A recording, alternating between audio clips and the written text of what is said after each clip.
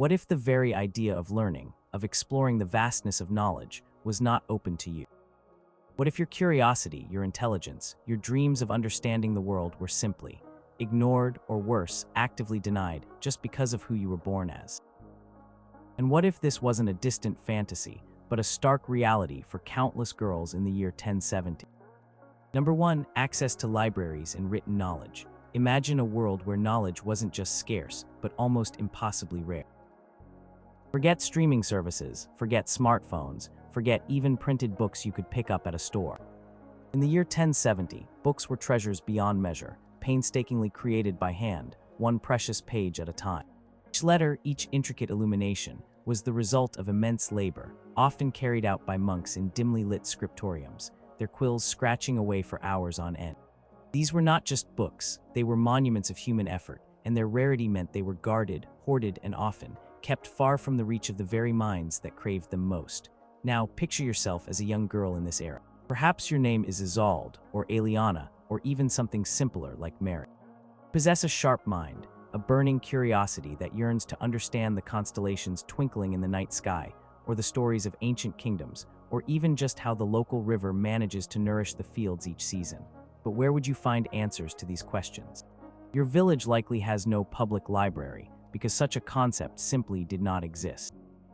Your home, if it's not a noble household, might contain no written materials at all, save for perhaps a worn prayer scroll passed down through generations, if your family was fortunate enough to possess even that. True centers of learning, the great reservoirs of written knowledge in 1070, were overwhelmingly found within the walls of monasteries and cathedrals. These were places of spiritual devotion, yes, but also intellectual hubs where centuries of human thought were preserved. Within their stone walls, vast collections of manuscripts, treatises, and ancient texts were meticulously copied, studied, and debated. Monks spent their lives poring over theological arguments, chronicling historical events, studying the works of ancient Greek and Roman philosophers, and even delving into early scientific observations. It was a world of profound intellectual pursuit, a world where the very act of reading and writing was considered sacred, a pathway to deeper understanding of God and the cosmos. Here's the crushing reality: these intellectual strongholds were almost exclusively male domains. Quiet cloisters, the hushed scriptoriums, the towering shelves laden with parchment, were the territory of men who had devoted their lives to God and scholarship. A young woman, no matter how keen her intellect or how pure her desire for knowledge, would find these doors firmly closed to her. She could not walk into a monastic library and request a text on astronomy or philosophy or history. It simply was not her place. Scholars of medieval society consistently point to these institutions as bastions of male intellectual life, with records showing overwhelming male patronage and access. Even outside the monasteries, the situation offered little solace. While some incredibly wealthy noble households might possess a small collection of books, these were rare personal treasures, not public resources. They might include illuminated Bibles, perhaps a collection of saints' lives, or a few chronicles detailing the deeds of kings. And while daughters of these noble families might, on occasion, be taught to read primarily so they could manage household accounts or read devotional texts, their access to the full breadth of their family's limited library would still be far less than their brothers. Their education was designed for domestic management and pious devotion, not for intellectual exploration or deep scholarly engagement with the texts around them. Think about the sheer scarcity of books in this era. Before the printing press, every single book was a unique item. It took months, sometimes years, to produce a single large volume. Imagine the cost. Only the wealthiest institutions or individuals could afford to commission or acquire them. This meant that simply owning a book was a mark of immense status and wealth, and even if a family owned a book, who got to read it, who was taught the Latin in which most scholarly works were written, overwhelmingly it was the sons. What kind of knowledge were girls being denied? Everything. They were cut off from the accumulated wisdom of past generations. The scientific observations of ancient astronomers, the philosophical insights of great thinkers, the historical chronicles of empires rising and falling, all of it was largely beyond their grasp. Could a girl truly understand the workings of her world, or even dream of contributing to its intellectual advancement, if the very keys to that understanding were locked away from her? Consider a scene. A young girl, perhaps 12 years old, overhears her father and brothers discussing a parchment brought from a nearby town, a chronicle of a recent battle or a royal decree. She sees the excitement in their eyes, the way their minds are stimulated by the news from beyond their immediate world. She feels a pang of longing, a desire to read those words herself, to understand the intricacies of the events. She has been taught only a few simple prayers in Latin, and even those she barely comprehends beyond rote memorization. The flowing script, the detailed illustrations, remain a mystery to her. She is on the outside, looking in at a world of information that defines the powerful, the knowledgeable, the influential. This lack of access to written knowledge wasn't just a minor inconvenience, it was a fundamental barrier that shaped entire lives. Without books, without the ability to read and understand complex texts, women were largely confined to an oral culture, their knowledge passed down through stories, songs, and practical instruction. While rich and vibrant in its own way, an oral tradition lacks the permanence, the precision, and the cumulative power of written scholarship. It makes it incredibly difficult to build upon previous generations' insights, to engage in complex, layered arguments, or to contribute to a wider intellectual discourse.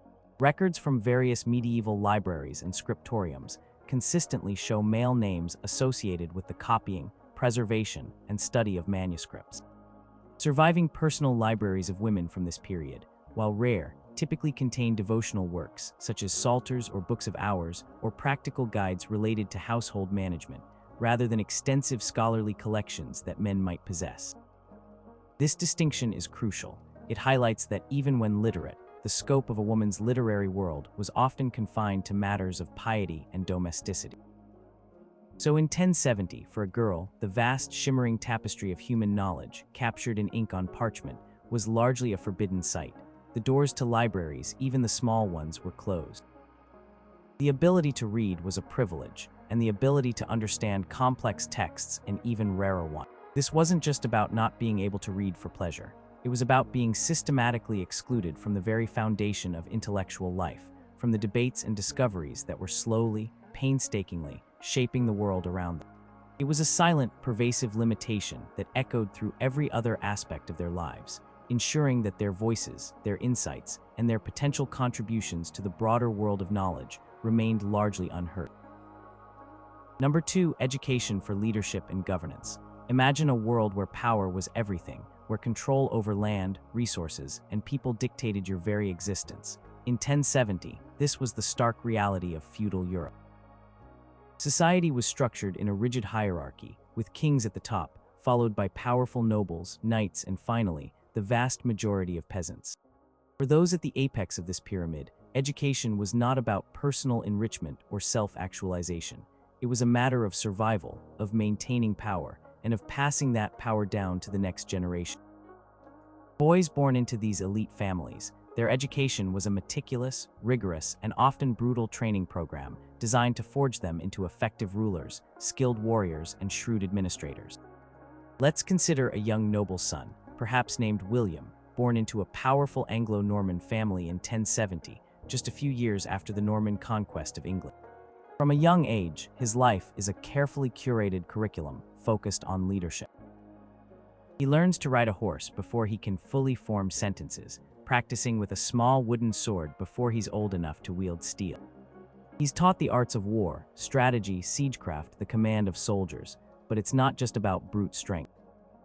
He learns the complexities of feudal law, understanding his rights and obligations, and those of his vassals and his king. He's tutored in Latin, not just for religious observance, but because it's the language of diplomacy, of legal documents, and of scholarly treatises on governance. He learns history, studying the successes and failures of past rulers to inform his own decisions. He might even be taught rhetoric, the art of persuasive speech, to negotiate treaties, rally his troops, or settle disputes among his tenants.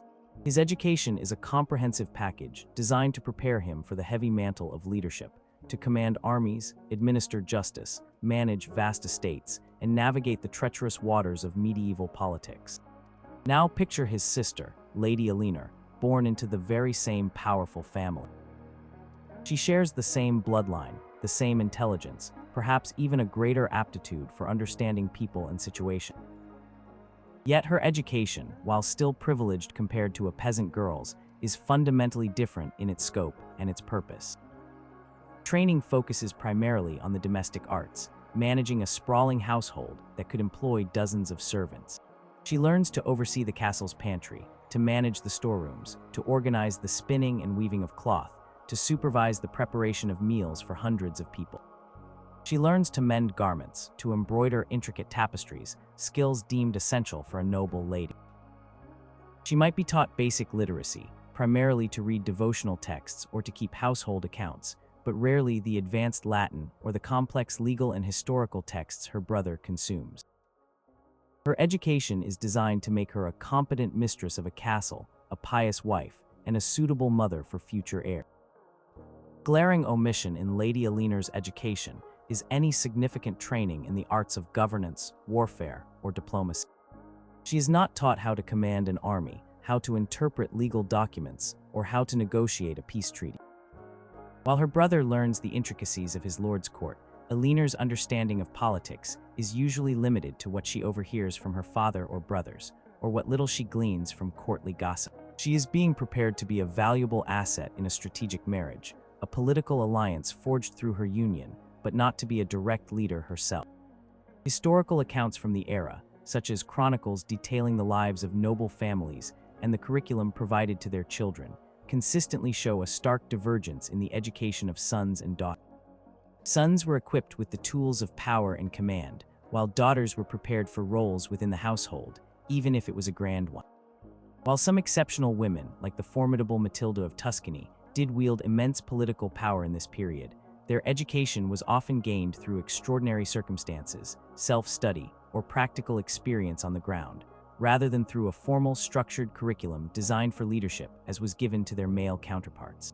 These women were the rare exceptions that proved the rule, highlighting just how profoundly limited the standard opportunities were for girls. The implications of this educational disparity were immense.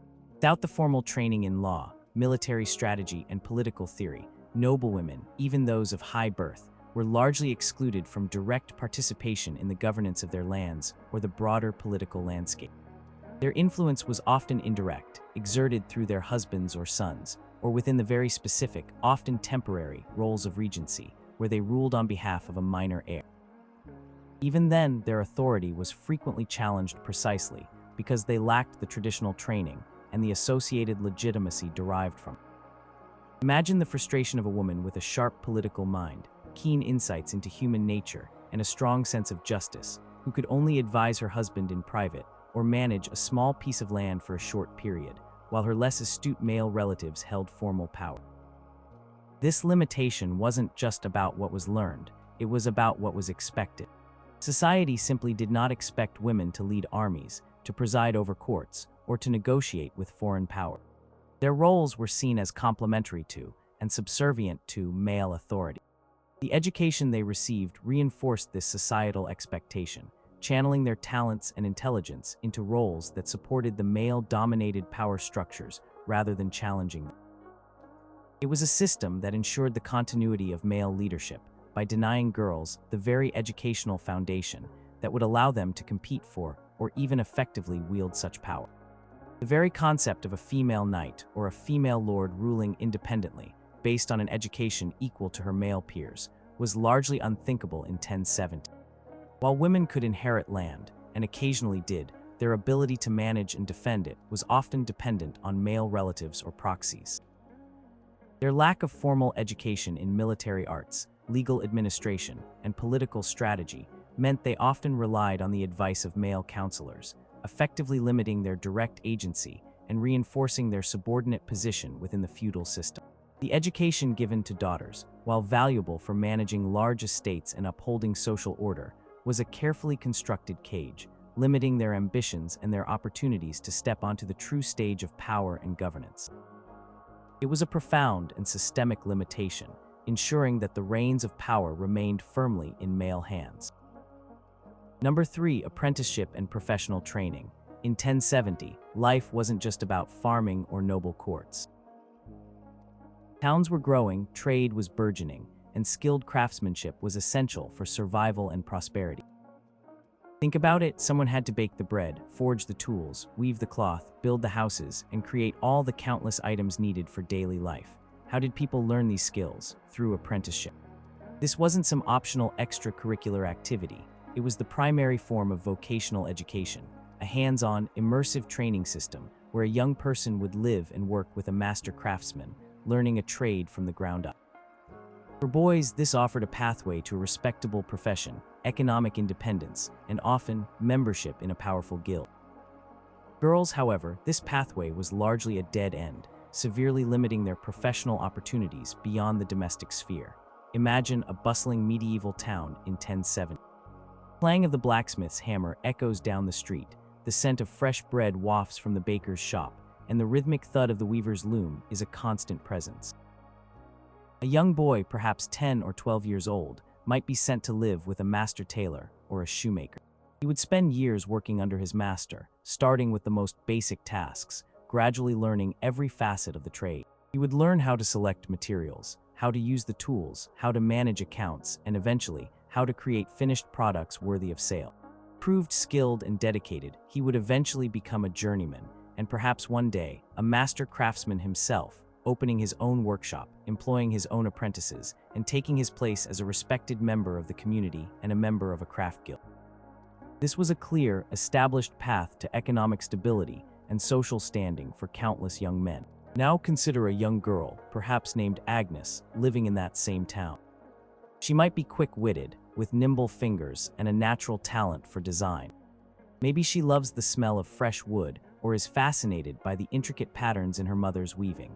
What opportunities are open to her for similar professional training? Very few. While women certainly worked, often incredibly hard, their labor was typically confined to gender-specific roles, largely within the household or as assistants to male family members. Yes, women spun wool, wove basic cloth, brewed ale, baked bread, and often helped with agricultural tasks. These were essential contributions to the household economy.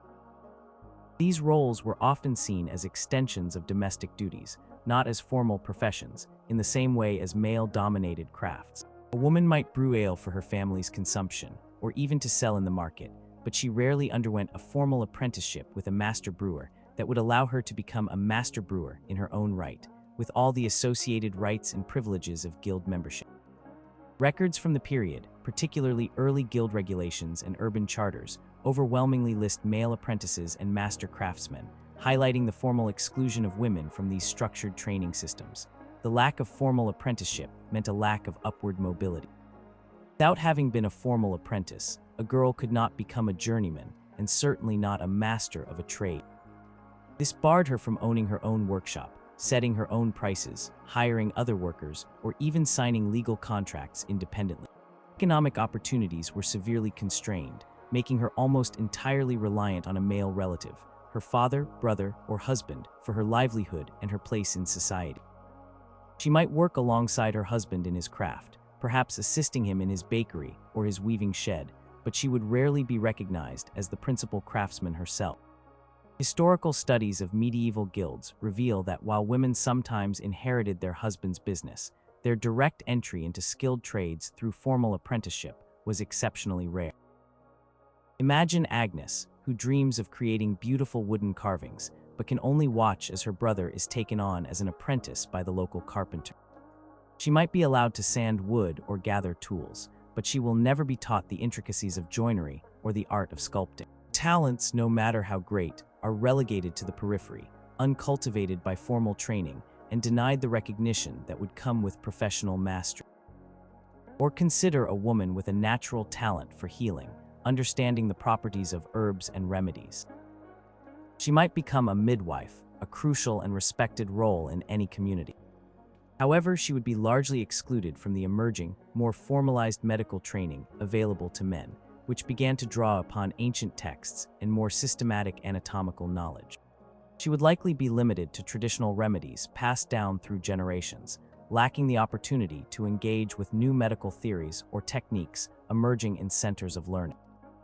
This limitation was not just about economic opportunity, it was also about social standing and independence. A master craftsman was a respected figure in his community, with a voice in local affairs and a degree of financial autonomy. A woman, largely excluded from these formal pathways, remained in a more subordinate position, her economic well-being tied to her family's fortunes. Reinforced the idea that a woman's primary role was within the domestic sphere, supporting her husband and raising children, rather than being an independent economic agent in her own right. So in 1070, while medieval society certainly relied on the tireless work of women in countless tasks, the formal structures of professional training, the apprenticeship system, were overwhelmingly designed for and limited to boys. This meant that the pathways to skilled trades, economic independence, and social recognition through professional mastery were largely shut off to girls, funneling them into less formalized, often unpaid or low-paid, roles within the domestic economy. It was a profound and widespread limitation, shaping the professional landscape for women for centuries to come. Number 4, higher learning and scholarship. Imagine a world where knowledge wasn't just about practical skills or religious devotion, but about the profound questions of existence, the intricate workings of law, and the mysteries of the human body. In 1070, the seeds of what would later become Europe's great universities were just beginning to sprout. These were not yet the sprawling campuses we recognize today, but rather nascent centers where groups of masters and scholars gathered to teach specific, advanced disciplines, law, medicine, and theology. These burgeoning institutions were intellectual powerhouses, shaping the minds that would govern, heal, and spiritually guide medieval society. For boys, particularly those from noble or clerical backgrounds, these were the ultimate destinations for intellectual pursuit. For girls, these doors were sealed shut, denying them any access to the pinnacle of scholarly achievement. Consider the renowned medical school in Salerno, in southern Italy, often regarded as one of the earliest institutions of higher learning in Europe, flourishing around this time. Here, male students from across Europe would gather to study the works of ancient Greek physicians like Hippocrates and Galen, translated Arabic medical texts, and practical anatomy.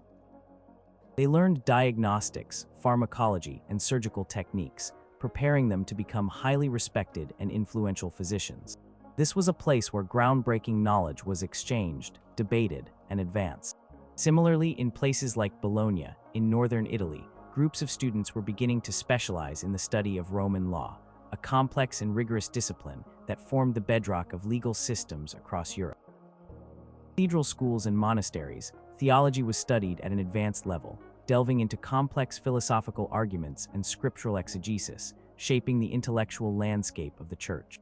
Now imagine a young woman, perhaps named Juliana, possessing a brilliant mind, a keen analytical ability, and a passionate interest in logic or natural philosophy. She might intuitively understand the intricacies of human ailments or grasp the nuances of legal arguments, but her aspirations would clash violently with the reality of 1070. These emerging centers of higher learning were, without exception, male strongholds. Their charters, their customs, their very existence were built around the education of men. There are simply no records of women attending these institutions, let alone receiving formal degrees, in this period. The concept of a female theologian, a female lawyer, or a female physician, beyond the realm of traditional midwifery and herbal remedies, was simply outside the accepted societal norms. Why this absolute exclusion? It wasn't just about physical access, though that was certainly a barrier. It was deeply rooted in the societal understanding of women's roles and capabilities. Prevailing beliefs, often influenced by interpretations of religious texts and ancient philosophical traditions, posited that women were intellectually inferior, less rational, and emotionally driven. Primary purpose was seen as domestic and reproductive, to manage the household and bear children, not to engage in rigorous intellectual debate, interpret complex legal codes, or dissect cadavers. Furthermore, the very foundational education required to enter these higher institutions, Latin, logic, rhetoric, etc., was largely withheld from girls, creating an insurmountable barrier before they even reached the doorstep of advanced study. The impact of this exclusion was profound and far-reaching. By denying women access to higher learning, society effectively cut them off from the most powerful and influential professions of the age. Could not become canon lawyers, shaping the laws of the church that governed daily life. Could not become royal advisors, trained in jurisprudence and political theory. Could not become university professors, shaping the minds of the next generation of leaders and scholars.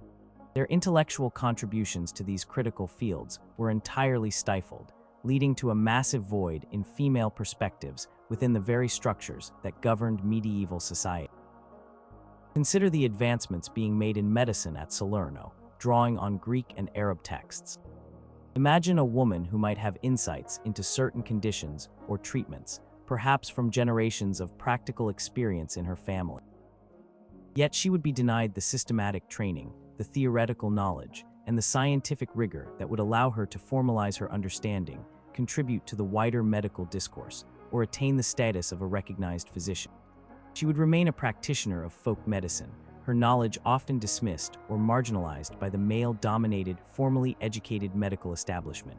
The historical evidence is stark. Charters establishing early academic centers and guilds of masters consistently use masculine terminology and describe student bodies that were exclusively male. Records from monastic and cathedral schools, the feeders for these higher institutions, also show an overwhelming focus on male students.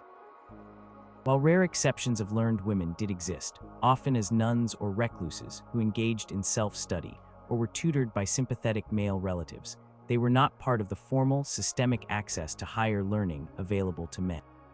Their intellectual achievements, while remarkable, were often isolated and did not create pathways for other women to follow. So in 1070, the doors to higher learning and scholarship were not just closed to girls, they were essentially invisible to them. The very idea that a woman could pursue advanced studies in law, medicine, or theology was, for the vast majority of society, simply beyond comprehension. This profound limitation ensured that the intellectual leadership and professional expertise of the age remained almost entirely within the hands of men, denying women the opportunity to shape the very foundations of their world. Number 5. Formal religious education, monastic or clerical schools. Imagine a world where the most powerful institution was the church, a central pillar not just of faith, but of society, governance, and crucially, education. In 1070, in Western Europe, the church was arguably the single largest repository of literacy and formal learning. Monasteries and cathedral schools were the intellectual powerhouses, where knowledge was preserved, copied, and cultivated. For boys, particularly those destined for a life in the clergy or administration, these schools offered the most advanced educational opportunities available. For girls, however, the path into formal religious education was far narrower, its scope more limited, and its intellectual potential significantly curtailed.